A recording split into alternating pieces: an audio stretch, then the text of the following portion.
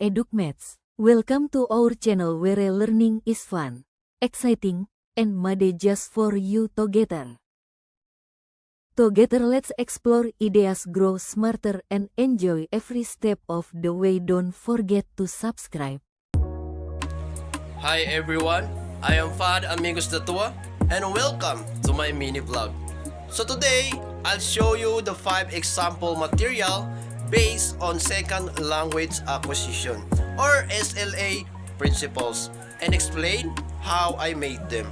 So let's start.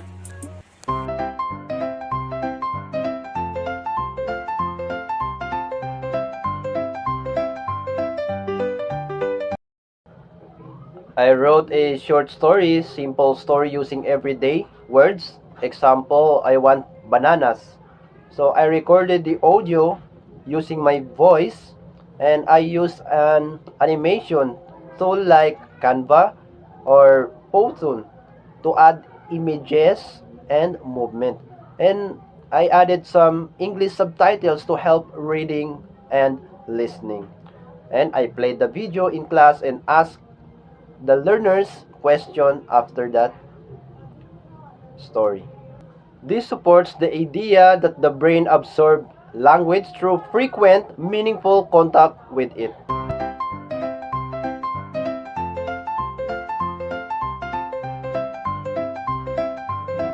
They process meaning and sequence deeper learning. So this matches the principle that understanding improves when learners think and interact with content. So this supports the affective filter hypothesis. When emotions are positive, learning improves. I designed colorful cards with questions like, what's your favorite food? What's your favorite color? Or what color do you like? I printed the cards, cut them out, and give each other student 1 to 2. So students talk in pairs. I clap, gave stickers, and smiled to support confidence with them. I chose 8 to 10 simple words like cat, sun, dog. So I made 2 sets of cards, one with English words and one with pictures. I used Canva or Word to design them, then printed and laminate the cards. So I made students play in pairs, flipping and matching, training memory and attention.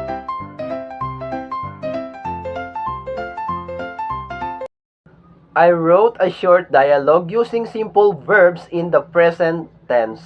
Like for example, I go, I eat, I play. So I highlighted or colored the verbs like blue or red so they stand out. So I gave the students dialogue to read and listen to. So I asked them to underline or say the color of the verbs aloud. So we did, helping them notice pattern.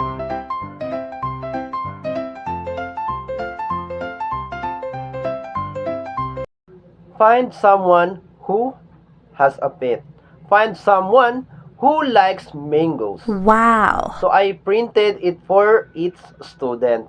So I told question forms like, do you have a pet?